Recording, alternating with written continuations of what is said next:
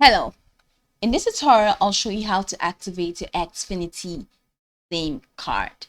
So let's say you purchased an Xfinity Nano SIM card and you want to activate. Here's exactly what you should do. Now, you can go to your phone, or it's definitely using your phone, right? So in your phone, go ahead and click on xfinitymobile.com using the browser of your choice, xfinitymobile.com/activate.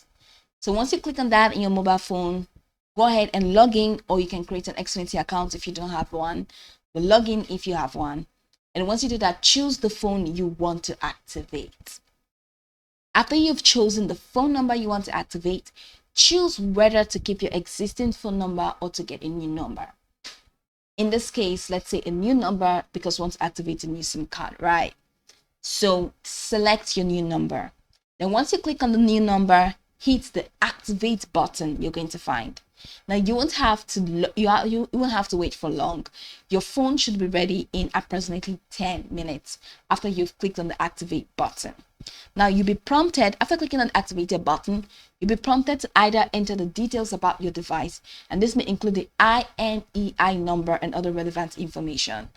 After doing that, enter the account number and PIN from your previous carrier. There's a previous SIM carrier when prompted. This is where you will need the bill and account PIN you gathered earlier. Now keep your eyes open for a confirmation email with your new number if you pick that option. Last but not least, insert the Xfinity Nano SIM card if needed, or activate the line with your eSIM. Now, once you finish the Xfinity mobile activation process, you'll be able to access the internet, make calls, and send messages as normal. How do you install the Nano SIM card, that Xfinity SIM card? Open the package holding the device, take the plastic SIM card from the package along with the SIM ejector tool.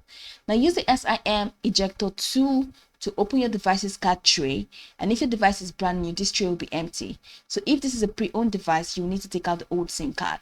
Put the new SIM card in the tray, making sure to align the notch on your SIM card with the notch on the tray. Now put the tray back into your device. If you're activating multiple phones, make sure you're using the correct Nano SIM card for each device, and the Nano SIM card to be labeled. And if you're transferring your number, make sure to back up your phone, all right, and keep it close by just in case. Now, how do you activate a new line with the eSIM? If you have a later iPhone model, you have an eSIM. Now, after receiving your confirmation email, you can begin the eSIM process. That's confirmation that after activating your SIM, you can begin the eSIM process. Now, if you're transferring from a Nano SIM device to an eSIM device, don't put the old Nano SIM card into the new device because it can cause problem with the activation. So these are the ways I can activate a new eSIM. Now, not a Nano SIM. So head over to the launch in the browser of your choice, all right, and go to the settings screen using the website address. And once you get to the settings screen, choose cellular.